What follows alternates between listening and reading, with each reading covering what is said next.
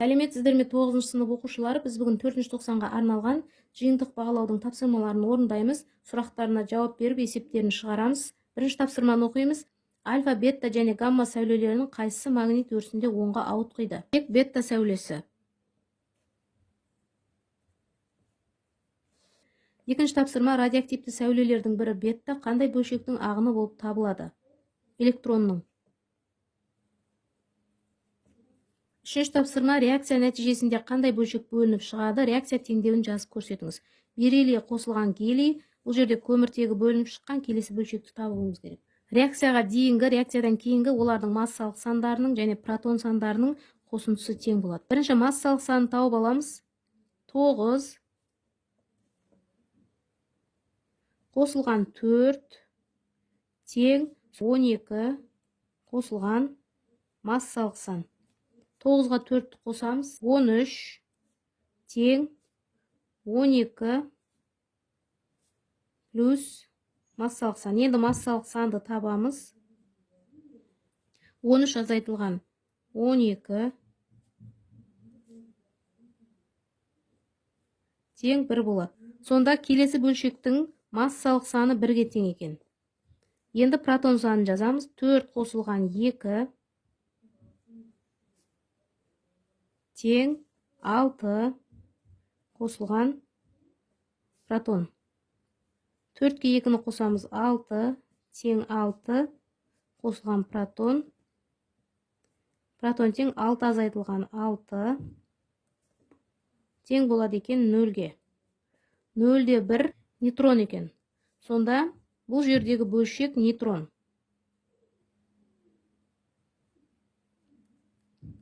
Жауабы нейтрон. Төртінші тапсырма. Планктың тұжырымдамасына сәйкес дененің шығарған немесе жұтқан бір үлес энергиясының формуласын жазыңыз. Ол тең болады Планк тұрақтысы көбейтілген жиілікке. Бесінші тапсырма. Жиілігі 200 Гц болатын фотон энергиясын есепте. Планк тұрақтысы берілген. Берілгенін жазып алдық. Фотон энергиясының формуласын жазамыз.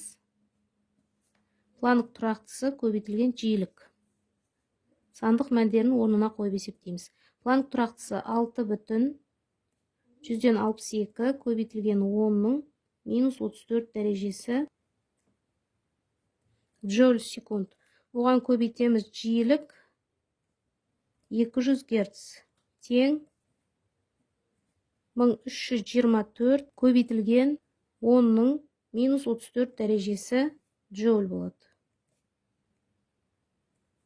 Жауабы 1324 көбейтілген 10-ның -34 дәрежесі джоуль. Алтыншы тапсырма. Мысқа толқын ұзындығы 450 нанометр сәуле түсті. Мыстан электрондардың шығу жұмысы 4,147 электрон вольт. Планк тұрақтысы жарық жылдамдығы берілген. А нұсқасы түскен жарықтың энергиясын табыңыз. В нұсқасы фотоэффект байқалама. А нұсқасында энергияны, В нұсқасында фотоэффект байқалама дейді. Бізге фотоэффект байқалу үшін біздің тапқан энергиямыз шығу жұмысынан үлкен немесе тең болу керек. ХБЖ-ға келтіріп аламыз. Нанометрді метрге айналдырамыз. Нано деген 10-ның -9 дәрежесі. 450 көбейтілген 10-ның -9 дәрежесі метр. Планк тұрақтысы электрон вольт секундпен жазылған. Егер оны біз джоуль секундқа айналдыратын болсақ, 6/162 көбейтілген 10-ның -34 дәрежесі джоуль секунд болады. Формуласына энергияның формуласын жазамыз. Планк тұрақтысы көбейтілген жиілік.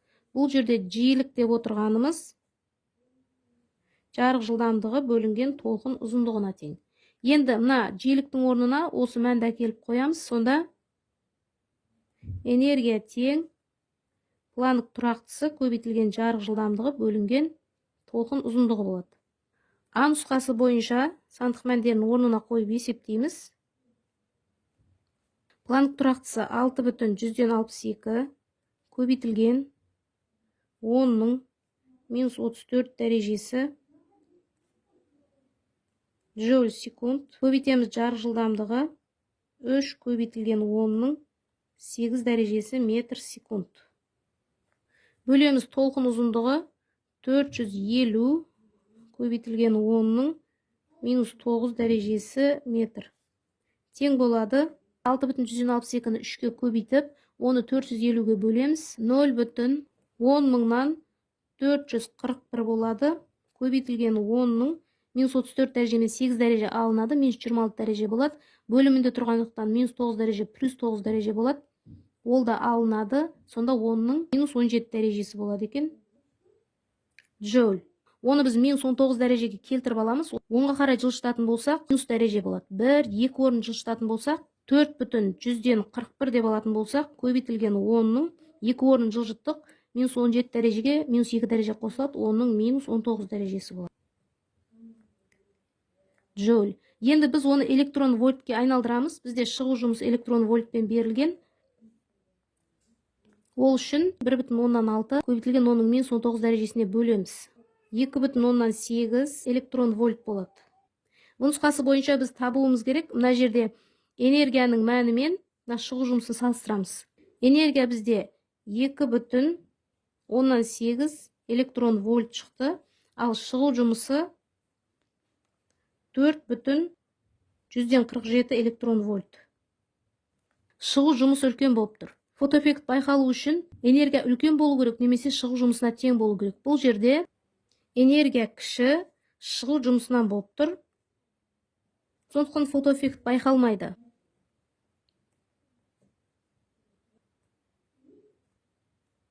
Энергия 2,8 электрон вольт. Нұсқасы бойынша фотоэффект байқалмайды. 7-ші тапсырма. Платина үшін шығу жұмысы 6,3 электрон вольт. Электрон массасы 9,1 көбейтілген 10-ның минус 31 дәрежесі килограмм. Платинадан ыршып шығатын электронның жылдамдығы 300 км секундқа тең болу үшін оған қандай жиіліктегі сәуле бағытталуы қажет? 1 электрон вольт тең болады 1,6 көбейтілген 10-ның минус 19 дәрежесі джоульге. Электрон вольтты джоульге айналдырамыз. Жаңа айттық, электрон вольтты джоульге айналдыруымыз үшін 1,6 көбейтілген 10-ның минус 19 дәрежесіне көбейтеміз. Сонда 10,8 көбейтілген 10-ның минус 19 дәрежесі джоуль болады. Километр секундты метр секундқа айналдырамыз. Килода 10-ның 3 дәрежесі бар. 300-де 2 0 бар. Екеуін қосатын болсақ, 3 көбейтілген 10-ның 5 дәрежесі метр секунд болады. Енді формуласына Эйнштейннің формуласын жазамыз. Фотон энергиясы тең шығу жұмысы қосылған кинетикалық энергия. Бұл жерде фотон энергиясы Планк тұрақтысы мен жиіліктің көбейтіндісіне тең. Ал кинетикалық энергия mv квадрат бөлінген 2-ге тең. Енді осы мәндерді орнына қоямыз. Фотон энергиясының орнына Планк тұрақтысы көбейтілген жиілік тең шығу жұмысы қосылған mv квадрат бөлінген 2. Осы формуладан жиілікті табамыз. Шығу жұмысы қосылған mv квадрат бөлінген 2 бөлімінде Планк тұрақтысы. Енді сандық мәндерін орнына қойып есептейміз. Мына жерде шығу жұмысы 10,8 көбейтілген 10-ның минус 19 дәрежесі джоуль қосылған масса 9,1 көбейтілген 10-ның минус 31 дәрежесі килограмм. Көбейтілген жылдамдығымыз 3 көбейтілген 10-ның 5 дәрежесі метр секундтың квадраты. Бөлінген 2, Планк тұрақтысы 6,162 көбейтілген 10-ның минус 34 дәрежесі джоуль секунд. Тең болады 1,158 көбейтілген 10-ның 15 дәрежесі герц. Жауабы 1,158 көбейтілген 10-ның 15 дәрежесі герц. 8-ші тапсырма. Қуаты 100 ватт жарық көзі 1 секундта 5 көбейтілген 10-ның 20 дәрежесі фотон шығарады. Сәуленің орташа толқын ұзындығы қандай? Толқын ұзындығын табуымыз керек. Қуаттың формуласы жұмыс бөлінген уақыт. Біздің жағдайымызда энергия бөлінген уақыт болады. Энергияның формуласы Планк тұрақтысы мен жиіліктің көбейтіндісіне тең. Фотон саны берілгендіктен n-ді көбейтіп жазамыз. Планк тұрақтысы көбейтілген жиілік. Ал жиілік деп отырғанымыз жарық жылдамдығы бөлінген толқын ұзындығына тең. Жиіліктің орнына жарық жылдамдығы бөлінген толқын ұзындығын қоятын болсақ, онда формуламыз мына түрде болады. Фотон саны көбейтілген планк тұрақтысы көбейтілген жарық жылдамдығы бөлінген толқын ұзындығы көбейтілген уақыт. Енді осы жерден толқын ұзындығын табатын болсақ, фотон саны көбейтілген планк тұрақтысы көбейтілген жарық жылдамдығы бөлінген қуат көбейтілген уақыт болады. Осы формула бойынша сандық мәндерін орнына қойып есептейміз. Фотон саны 5, көбейтілген 10-ның 20 дәрежесі, оны көбейтеміз. Планк тұрақтысы 6,163 көбейтілген 10-ның минус 34 дәрежесі. Оны көбейтеміз, жарық жылдамдығы 3 көбейтілген 10-ның 8 дәрежесі. Бөлінген қуат 100 ватт. Өлшем бірлігін жазып отырамыз. Көбейтілген 1 секунд. Тең болады 5 көбейтілген 6,163, оны 3-ке көбейтеміз. 99,5 көбейтілген 10-ның 20 дәреже мен минус 34 дәреже алынады. Минус таңбалы дәреже шығады, одан 8-ді азайтамыз. Оның минус 6 дәрежесі болады. Бөлімінде 100 тең 99,5-ті 100-ге бөлеміз. 0,995 көбейтілген 10-ның минус 6 дәрежесі метр болады. Жауабы 0,995 көбейтілген 10-ның минус 6 дәрежесі метр. 9-шы тапсырманың А нұсқасы ядролық ыдырауға бір мысал жазыңыз, реакция теңдеуін жазыңыз. Б нұсқасы ядролық синтезге бір мысал келтіріңіз. С нұсқасы ядролық ыдырау мен ядролық синтездің ұқсастығы мен айырмашылығына бір мысалдан келтіріңіз. А нұсқасында ядролық ыдырауға бір мысал, Б нұсқасында ядролық синтезге бір мысал, С нұсқасында ұқсастығы атомдардың ядроларын бөлетін немесе біріктіретін реакциялар арнайы қондырғыларда орындалады. Айырмашылығы жеңіл ядродағы энергия тек оларды бір ядроға біріктіргенде ғана босайды. Ауыр ядродағы энергия тек оны бөлгенде ғана босайды. 10-шы тапсырма гелий элементі берілген, оның ядросының тыныштық массасының мәні берілген. А нұсқасы бір массаның атомдық бірлігі қанша килограммға тең екенін анықтаңыз. В нұсқасы гелийдің массалық ақауын анықтаңыз. С нұсқасы гелийдің байланыс энергиясын анықтаңыз. Д нұсқасы гелийдің меншікті энергиясын анықтаңыз. Берілгені бойынша жазып алдық. Гелий берілген, бірінші массалық санын жазып алайық. Массалық саны 4-ке тең. Протон саны 2-ге тең. Нейтрон саны оның массалық санынан протон санын азайтамыз, тең 4 азайтылған 2 тең 2-ге тең. А нұсқасында бір массаның атомдық бірлігі тең болады 1,660 546 көбейтілген 10-ның минус 27 дәрежесі килограммға. Енді мына жерде протонның, нейтронның массасы килограммен берілген, ал ядроның массасы массаның атомдық бірлігімен, сондықтан оны килограммға айналдырамыз. Ядроның массасын килограммға айналдырамыз. Ол үшін массаның атомдық бірлігімен берілген санды көбейтеміз мына мәнге. 1,660 546 көбейтілген 10-ның минус 27 дәрежесі килограммға. 6,6465 көбейтілген 10-ның минус 27 дәрежесі килограмм болады. Біз оны килограммға айналдырдық. Енді В нұсқасы бойынша масса ақауын табамыз. Ол үшін протон саны, оған көбейтеміз протонның массасын. Қосамыз нейтрон саны, оған көбейтеміз нейтронның массасын. Азайтамыз ядроның массасын. Осы формула бойынша сандық мәндерін орнына қойып есептейміз. Протон саны 2-ке тең. Көбейтеміз протонның массасына.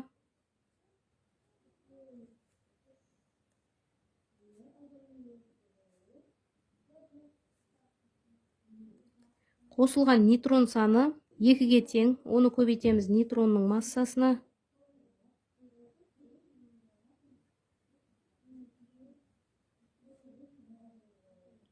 Азайтамыз ядроның массасын. Протон санын 2-ге, нейтрон санын 2-ге көбейтіп, қосамыз, одан ядроның массасын азайтамыз. 0,0485 көбейтілген 10-ның минус 27 дәрежесі килограмм болады. Нұсқасы бойынша біз байланыс энергиясын табамыз. Байланыс энергиясын табуымыз үшін масса ақауына көбейтеміз жарық жылдамдығының квадратын. Масса ақауының мәнін жазамыз. 0,0485 көбейтілген 10-ның минус 27 дәрежесі килограмм. Көбейтеміз жарық жылдамдығы 3 көбейтілген 10-ның 8 дәрежесі метр секунд квадраты тең. 3 көбейтілген 10-ның 8 дәрежесінің квадраты 9 көбейтілген 10-ның 16 дәрежесі болады. 8 дәреже 2-ге көбейтіледі. Және оны масса ақауының мәніне көбейтеміз. Минус 27 дәреже мен 16 дәреже алынады. 10-ның минус 11 дәрежесі джоуль болады. Мына жерде меншікті энергия дегеніміз ол меншікті байланыс энергия. Меншікті байланыс энергияны табуымыз үшін байланыс энергиясының мәнін бөлеміз массалық санына. Меншікті байланыс энергиясының мәнін жаздық, массалық саны 4-ке тең. Тең болады 0,1091 көбейтілген 10-ның минус 11 дәрежесі джоуль. 11-ші тапсырма тұжырымдаманың шын немесе жалған екенін плюс-минус таңбасымен белгілеңіз. Тұжырым: көк жүзінде күндіз кенеттен пайда болатын жұлдыз әсіре жұлдыз. Бұл шындық. Гравитациялық радиус аймағында зат сингулярлық күй деп аталатын ерекше үшінші күйге ауысады. Бұл жалған. Оқушылар, осымен бүгінгі ТЖБ талдау сабағымыз аяқталды. Келесі сабақта кездескенше сау болыңыздар.